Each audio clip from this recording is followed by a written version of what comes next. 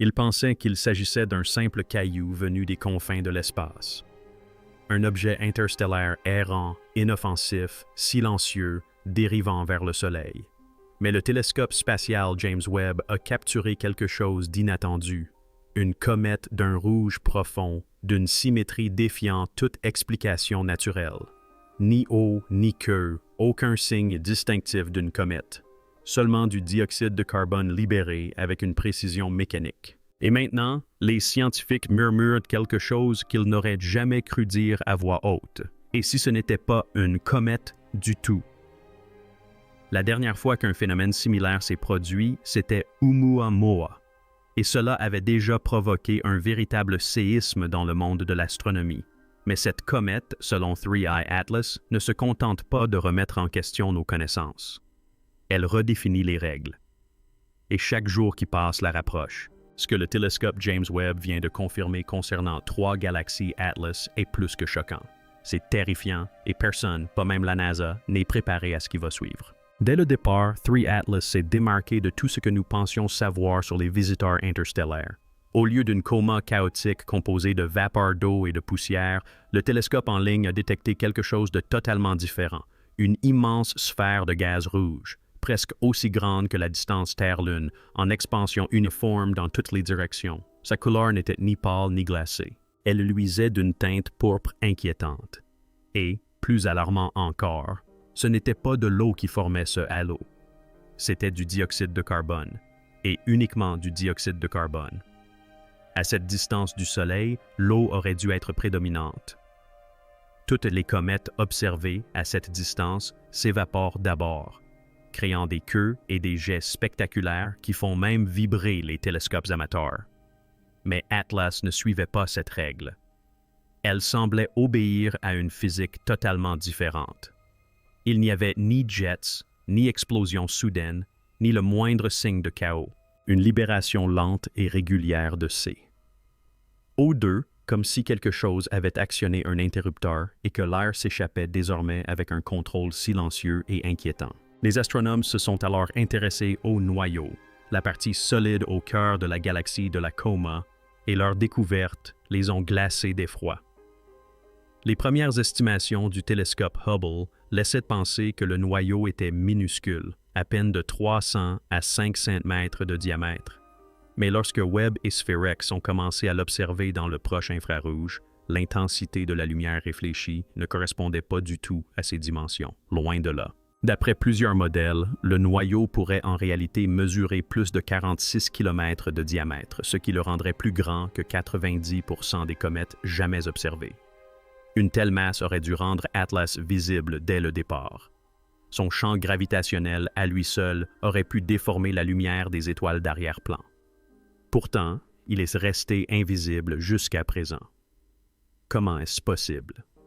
Certains scientifiques ont suggéré que la réflectivité pourrait ne pas provenir du noyau, mais de particules présentes dans la coma. Cependant, cette théorie s'est effondrée lors de l'analyse de la courbe de réflectivité.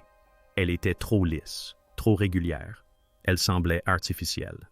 Un corps naturel devrait diffuser la lumière de manière aléatoire. Or, celle-ci était symétrique, polie, uniforme, comme un miroir façonné par des mains expertes. Chaque comète a une voie, et dans la plupart des cas, cette voie est celle de l'eau. À l'approche du Soleil, l'eau gelée se transforme en vapeur, formant ces queues lumineuses emblématiques. Mais la comète Atlas est restée étrangement silencieuse. Les données spectrales confirment la présence d'eau sous sa surface. Elle est là, en sommeil, mais elle ne se manifeste pas. Au lieu de cela, seulement 4,5 kg d'eau sont libérés par seconde, soit un dixième de la quantité attendue. Une théorie suggère que le dégazage intense de CO2 agit comme une couverture thermique, refroidissant la surface et emprisonnant l'eau en dessous. Une autre avance que l'eau est enfouie trop profondément, inaccessible à la chaleur solaire. Mais voilà le problème, même ces théories ne parviennent pas à expliquer cette constance. Aucune fissure, aucune perturbation, aucune fluctuation de la vapeur d'eau, juste un rythme régulier de CO2, immuable comme une machine. Et cela soulève une question. Et si l'absence d'eau n'était pas une coïncidence? Et si c'était intentionnel? Si un objet remet en question tout ce que nous savons des comètes, ne devrait-il pas faire la une des journaux? Lorsque Oumuamua a été découverte en 2017, le monde entier a été saisi d'une grande curiosité. En quelques jours, l'affaire fit la une des médias, des scientifiques de Harvard allant même jusqu'à suggérer qu'il pourrait s'agir d'une technologie extraterrestre. Mais Atlas, rien. Silence radio. La sonde SphereX de la NASA a détecté Atlas en août 2025. L'image montrait l'immense zone de coma rouge, l'absence déconcertante d'eau, l'étrange réflectivité. Pourtant, aucun communiqué de presse, aucune interview, pas même un tweet. Les données ont été discrètement reléguées à un article de blog des semaines plus tard, comme si de rien n'était, comme si l'histoire ne se déroulait pas. Certains experts l'attribuent à un simple protocole. D'autres parlent d'une volonté d'éviter les spéculations. Mais de plus en plus de voix au sein de la communauté scientifique commencent à exprimer ce que beaucoup pensent tout bas. On a l'impression de connaître la même chose. On a l'impression que tout est manipulé. Et si la NASA garde le silence, c'est peut-être parce qu'elle en sait plus qu'elle ne le dit. 3.2 Atlas n'a pas seulement une apparence étrange. Ses mouvements défient les lois de la mécanique céleste. Sa trajectoire n'est pas seulement interstellaire, elle est d'une précision incroyable. Contrairement aux comètes classiques, projetées dans notre système par des perturbations gravitationnelles ou dérivant passivement le long de trajectoires hyperboliques, 3.2 Atlas semble suivre un parcours calculé, frôlant les planètes et le rayonnement solaire juste assez près pour collecter des données, sans jamais se déstabiliser. Lorsque sa trajectoire prévue a été reconstituée par rétro-ingénierie, les astronomes ont été stupéfaits. L'objet semblait avoir effectué des micro-corrections en plein vol. De légers décalages angulaires, presque imperceptibles, impossibles pour un corps céleste. Ces ajustements de trajectoire requièrent de l'énergie, une intention et une conscience. Autrement dit, cet objet ne se contente pas de traverser notre système solaire, il le navigue. Et lorsque ces trajectoires ont été comparées à des observations historiques d'anomalies du ciel profond, certains chercheurs pensent que cet objet, ou un objet similaire, a peut-être déjà frôlé la Terre, dissimulé dans d'anciennes observations, confondu avec des étoiles ou des éclipses, comme si ce n'était pas son premier passage, comme s'il connaissait le chemin. Alors que le télescope James Webb se concentrait sur l'analyse spectrale de 3 objets cosmiques, il fit une découverte qui fait aujourd'hui l'objet de vifs débats. L'objet émet une signature spectrale correspondant à des molécules organiques complexes, fréquentes dans l'espace profond. Mais ce qui était terrifiant, c'était la proportion et l'agencement de ces molécules. Au lieu d'une dispersion aléatoire, les données révélaient un rythme chimique répétitif, méthanol, monoxyde de carbone, formaldéhyde, non pas dispersés, mais stratifiés et structurés. Cette stratification imitait le repliement des protéines observées chez les organismes terrestres. Soyons clairs, personne ne prétend que l'Atlas à 3 yeux est vivant, mais l'ordre moléculaire suggère une intention de conception. Une théorie marginale, qui commence lentement à s'intégrer dans les cercles dominants, postule que ces molécules pourraient faire partie d'une sonde biologique, non pas un message à lire, mais un message à inhaler par une biosphère planétaire. En résumé, une charge utile. Et si l'atmosphère terrestre interagit avec ces molécules de manière optimale, nous n'aurons peut-être pas des années pour nous préparer, mais seulement quelques mois. Par une matinée calme de fin juillet, l'Institut SEI a capté un signal, non pas provenant d'un système stellaire ni de l'espace profond, mais d'un endroit situé entre Mars et Jupiter. Il était bref, à bande étroite, répétitif, et une fois décodé en audio, il ressemblait étrangement à une tonalité synthétique pulsée, semblable à une balise rotative, comme celle utilisée dans les premiers radars ou sonars de sous-marins. Normalement, STI rejetterait cela comme. Malgré les interférences terrestres, le signal restait imperceptible. Il suivait la trajectoire de 3 Atlas. À chaque léger déplacement de l'objet, le point d'origine se déplaçait également. Le signal ne provenait pas de la Terre, il suivait la comète. Pendant 17 minutes, ce signal résonna dans plusieurs observatoires. Puis le silence. Lorsque SETI a tenté une triangulation, ces systèmes ont subi une panne totale de données. Les journaux ont été effacés, les antennes désalignées, les sauvegardes internes corrompues. Et du jour au lendemain, l'affaire a disparu. L'explication officielle, un problème météorologique. Mais tous les ingénieurs impliqués ont signé un accord de non-divulgation. Certains ont démissionné.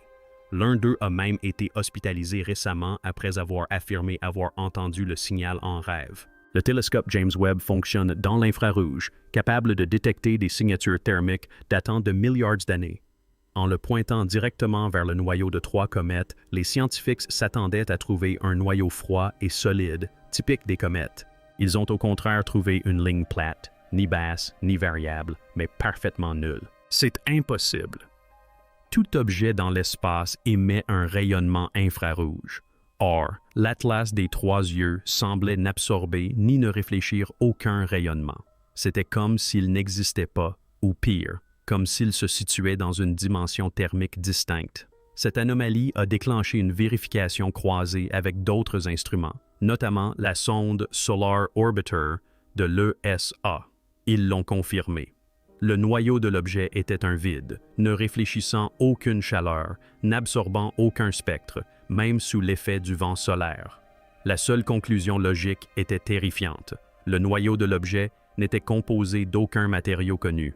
Il était peut-être dissimulé, creux ou une simple projection. Certains pensent désormais que ce que nous voyons n'est peut-être pas l'objet lui-même, mais une enveloppe, un leurre, un masque dissimulant quelque chose de caché derrière des fréquences que nous ne comprenons pas encore. Quelque chose qui nous observe depuis bien avant que nous ayons les moyens de nous observer en retour.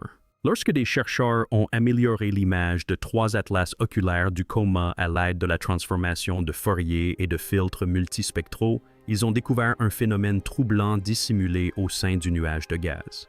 Ce qui aurait dû être aléatoire était en réalité un motif fractal répétitif, non pas une ou 2 fois, mais sur chaque image capturée pendant une période de 17 jours. Ce motif n'était pas décoratif. Il était structuré, géométrique et imbriqué de manière récursive, comme si le nuage encodait des informations sous la forme d'un algorithme visuel.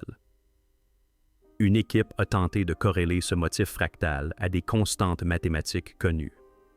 Les résultats ont révélé une ressemblance frappante avec le nombre d'or et la suite de Fibonacci, 2 éléments profondément ancrés dans l'ordre naturel et dans la conscience humaine. S'agissait-il d'une signature interstellaire, d'un test, d'un piège, ou de quelque chose d'encore plus inquiétant? Une forme de communication que seule une intelligence suffisamment évoluée serait capable de percevoir. Quoi qu'il en soit, le message n'était pas destiné à nos instruments, il était destiné à notre esprit. Lorsque les données de 3 comètes Atlas ont été partagées avec des équipes de bioinformatique du monde entier, une corrélation surprenante est apparue. L'agencement moléculaire des particules émises par la comète, en particulier certains composés riches en carbone, présentait une correspondance quasi parfaite avec des séquences présentes dans l'ADN mitochondrial, notamment dans des régions liées au vieillissement cellulaire et au développement neuronal. Cela a donné naissance à une nouvelle théorie controversée. 3 Atlas porterait un code biologique résonnant, non pas pour infecter ou muter, mais pour activer des instructions génétiques dormantes. Et si cet objet n'apportait rien de nouveau, mais activait quelque chose d'ancien? Et si notre évolution n'était pas aléatoire mais programmée? Et si 3 Atlas était l'horloge cosmique? Les implications sont vertigineuses. Ce ne serait pas un contact, mais une reconnexion. Un interrupteur actionné à des années-lumière. Un interrupteur capable d'accélérer la cognition, la mémoire, voire la conscience, ou de les anéantir complètement. Plusieurs observatoires à travers le monde ont signalé la même anomalie étrange, un décalage entre la lumière émise par la comète et la signature gravitationnelle qu'elle devrait produire. Cela ne devrait pas être possible, car la gravité est instantanée à cette échelle. Pourtant, après affinement des modèles, les données ont révélé une seconde masse invisible, située exactement à 312 000 km derrière 3I Atlas. Ce fantôme gravitationnel était invisible en lumière visible, infrarouge, ultraviolet et radio. Pourtant, son attraction était bien réelle. Il déplaçait les particules solaires, courbait les queues des comètes et provoquait un effet de lentille gravitationnelle mesurable sur les étoiles d'arrière-plan. Sa masse était comparable à celle d'un petit astéroïde, mais il était parfaitement silencieux. Aucune émission, aucun rayonnement, aucune donnée, juste une présence. Certains théoriciens pensent qu'il pourrait s'agir d'une sonde, d'un parasite, voire de l'objet lui-même, 3 Atlas n'étant qu'un leurre, un masque dissimulant sa véritable nature. Et si cela s'avérait vrai, alors tout ce que nous avons vu jusqu'à présent n'était qu'un voile. Ce qui se dirige réellement vers nous se trouve derrière. Il y a 2 semaines, un document divulgué par un entrepreneur aérospatial de haut niveau suggérait que le Bureau des Affaires spatiales des Nations Unies, UNUSA, avait reçu une transmission classifiée de la NASA, de l'ESA et de la CNSA, confirmant que l'objet anormal 3-2 Atlas ne se comporte plus conformément au modèle céleste attendu et suggérant une coordination multinationale pour une intensification des observations planétaires. Cette fuite a été rapidement démentie, effacée et discréditée. Mais les journaux internes des réseaux satellitaires ont révélé une information impossible à effacer. Un pic de communication crypté sur l'ensemble des télescopes orbitaux et des réseaux de surveillance du ciel profond, suivi d'une mise à jour synchronisée du micro-logiciel. Un événement qui nécessite généralement des mois de coordination et qui s'est pourtant produit à l'échelle mondiale en moins de 36 heures. Pourquoi une telle urgence? Pourquoi un tel silence? Pourquoi mettre à jour simultanément tous les télescopes terrestres? Et que cherchait-il à surveiller ou à dissimuler? Alors que des scientifiques de l'ESA et de la NASA tentaient de modéliser les émissions répétées de CO2 de ces objets, ils ont remarqué une pulsation rythmique dans les intervalles d'émission. Mais il ne s'agissait pas d'un rythme quelconque. L'espacement entre les émissions correspondait aux intervalles de temps de Planck, une fois mis à l'échelle logarithmiquement. Le temps de Planck, pour rappel, est la plus petite unité de temps mesurable en physique, le tic-tac quantique de l'univers. Superposé au système d'horloges atomiques mondiaux, plusieurs instruments de haute précision à Genève, Tokyo et Boulder ont commencé à enregistrer des désynchronisations de l'ordre du microseconde. C'était comme si la fréquence de l'Atlas à 3 yeux distordait le temps spatial local suffisamment subtilement pour être niable, mais suffisamment de façon constante pour rompre le consensus temporel entre les satellites. Plus inquiétant encore, des rapports civils ont commencé à affluer des observatoires. Horloges qui sautent des battements, drones qui se désynchronisent et quelques systèmes militaires classifiés qui subissent des erreurs de désynchronisation temporelle. Si l'Atlas à 3 yeux peut distordre le temps à distance, qu'adviendra-t-il lorsqu'il se rapproche? Alors que le coma de 3 galaxies Atlas restait actif et émettait encore du CO2, une nouvelle analyse James Webb a révélé que la température du noyau avait chuté bien en dessous des niveaux prévus, atteignant près de 40 kelvins, soit presque le zéro absolu. Cette température est physiquement incompatible avec l'activité de dégazage observée. Autrement dit, un noyau aussi froid ne devrait pas être actif. Plus étrange encore, la cartographie thermique révèle une zone froide parfaitement sphérique, au contour net et sans gradient thermique. Cela signifie qu'un phénomène non naturel régule la température interne. Certains soupçonnent désormais que l'objet renferme une chambre cryogénique, susceptible de stocker des matériaux sensibles, voire de préserver quelque chose. Pourrait-il s'agir d'un réceptacle porteur de vie ou de mort? L'idée que 3 satellites Atlas puissent servir de vecteurs, conservant un noyau congelé à travers l'espace lointain pour le déployer à proximité de la Terre, est passée du statut de théorie marginale à celui de sujet de discussion courant chez les astrobiologistes. Et si l'objet est cryogénique, alors il est conçu pour se réveiller. Le très grand télescope, VLT, au Chili, a réalisé une imagerie photométrique à haute vitesse de 3 atlas oculaires passant derrière des étoiles lointaines, une technique courante pour déterminer la forme d'un objet, mais les résultats ont révélé quelque chose d'impossible, des échos lumineux. Autrement dit, après le passage de la comète, de faibles ombres et des reflets continuaient d'apparaître, comme si l'objet avait laissé une empreinte dans l'espace-temps. Ces échos ne s'estompaient pas comme à l'ordinaire. Elles persistèrent pendant des heures, puis des jours, changeant subtilement de position au rythme de la rotation terrestre. Les astrophysiciens tentèrent d'expliquer ce phénomène par un effet de lentille gravitationnelle, mais il persista malgré l'utilisation de différents filtres, caméras et instruments. C'était presque comme si l'objet se dupliquait à travers les dimensions ou que nous observions des versions simultanées de celui-ci à d'autres moments. Une équipe d'optique quantique de Harvard pense désormais qu'il pourrait s'agir d'une forme d'écho temporel, un effet secondaire d'un objet non soumis au temps linéaire, existant à plusieurs instants simultanément, mais dont nous ne percevons qu'une partie à chaque instant. Après des mois d'analyse, un groupe dissident de mythologues comparatistes et d'astrophysiciens a commencé à publier une idée qui aurait paru risible jusqu'alors. Ils ont découvert des documents anciens disséminés dans de nombreuses civilisations. Sumériens, Dûnes, Mayas, la vallée de l'Indie, tous évoquent une étoile qui revient tous les 13 siècles et qui porte en elle un miroir reflétant l'âme de la Terre. Ces descriptions correspondent étrangement aux observations modernes de l'Atlas des trois yeux, de l'œil rouge dans le ciel, de la lumière symétrique et du passage silencieux sans traîner. Les anciens décrivaient même des rituels de recueillement coïncidents avec son arrivée, comme s'ils anticipaient un signe ou attendaient un jugement. Ces récits, autrefois considérés comme des mythes, sont aujourd'hui réévalués par les historiens de SET1. Car si 3 Atlas n'est pas une comète, mais un capteur, un observateur, un précurseur, alors peut-être que ceux qui nous ont précédés en connaissaient déjà la signification. Et s'ils se sont préparés, peut-être devrions-nous en faire autant.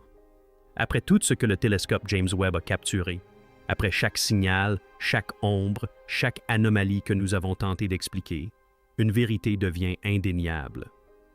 3 Atlas n'est pas là pour passer inaperçue.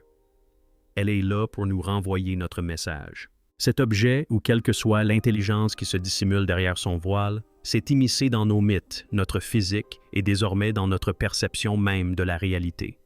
Son apparition, sa structure, son silence ne sont pas le fruit du hasard. Ils sont délibérés, mesurés et ancestraux. Il n'est pas arrivé par hasard, il est revenu. S'il bouleverse nos modèles, c'est parce qu'il n'a jamais été conçu pour s'y soumettre, parce qu'il n'opère pas selon nos règles, et peut-être nous non plus. Peut-être sommes-nous l'anomalie qu'il est venu observer, juger ou éveiller. Les gouvernements garderont peut-être le silence. Les agences auront beau prétendre qu'il ne s'agit que d'un simple astéroïde. Les instruments ne se taisent plus. Les schémas sont trop précis et leurs effets se répercutent déjà non seulement sur notre atmosphère, mais aussi sur notre mémoire, notre biologie, notre passé. Car l'Atlas des trois yeux ne se contente pas de refléter la lumière. Il reflète ce que nous sommes devenus. Alors, la prochaine fois que vous contemplerez les étoiles et que vous y verrez un reflet, ne détournez pas le regard. Il se pourrait que vous ne regardiez pas une comète. Il se pourrait que vous contempliez le miroir de nos origines ou de notre fin.